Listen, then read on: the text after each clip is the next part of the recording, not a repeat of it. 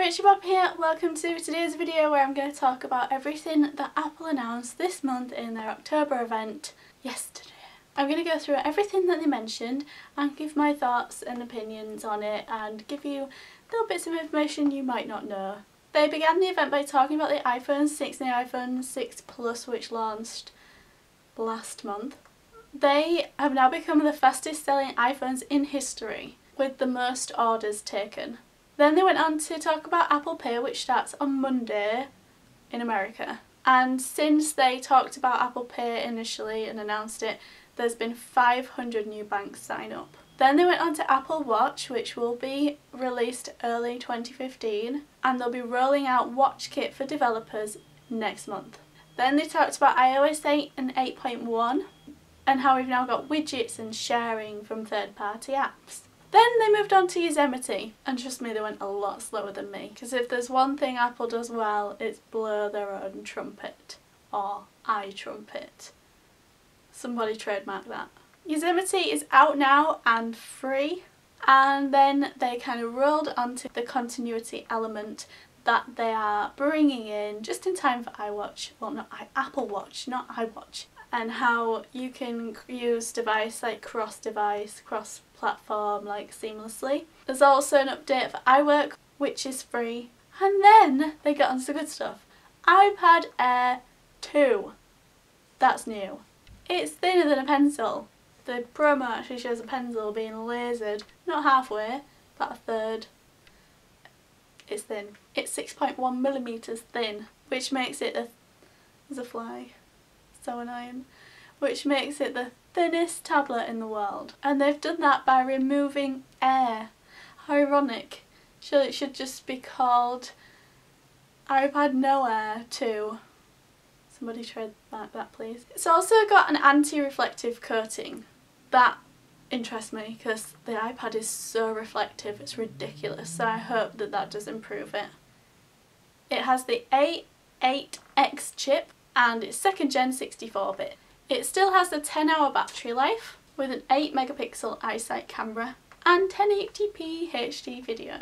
It's also got burst mode, time-lapse and slow-mo, and dual microphones. It's also got a new FaceTime camera. Don't know why I do that when I talk about FaceTime. That's the iPad.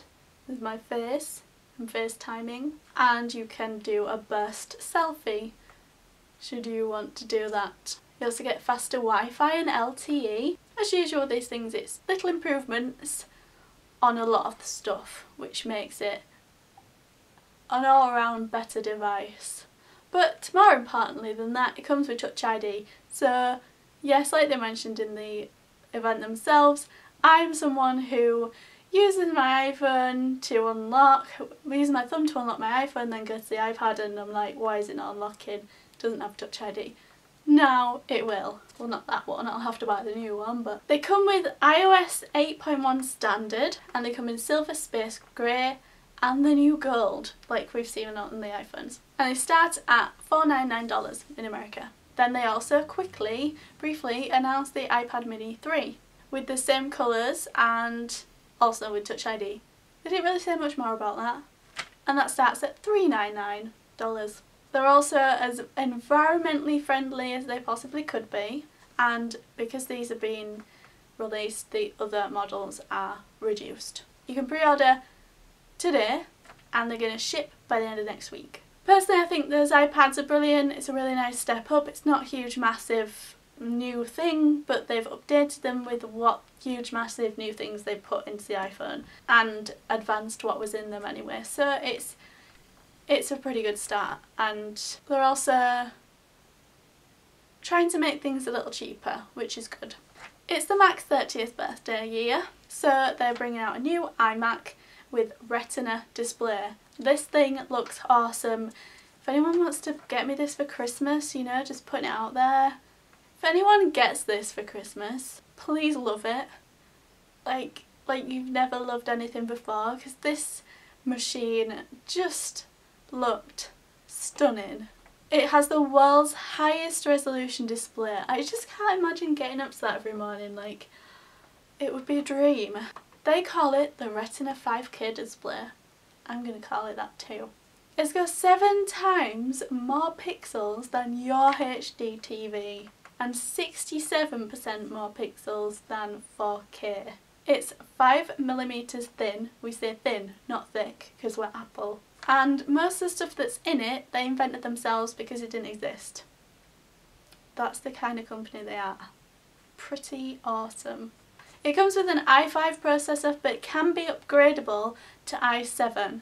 That's really good to know because you don't want to be stuck with a processor that you can't upgrade, so it gives it a little bit more longevity. It's got an Energy 6.1 star, which is the best at the moment as far as I know, and it retails at, well, he said, this is how he worded it, $24.99. What it actually means is $2,499. I wish it was $24.99. And they're also bringing out the Mac Mini, a new version of the Mac Mini, which is all completely better with new Thunderbolt 2 ports and things, and that is $499. And that is shipping today as well. That's all the info they gave us in a really condensed form.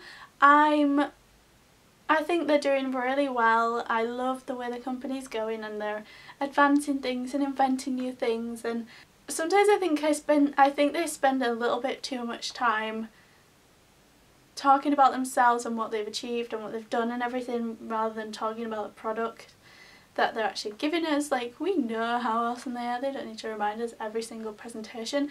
But I do like these new products, and especially the new iMac.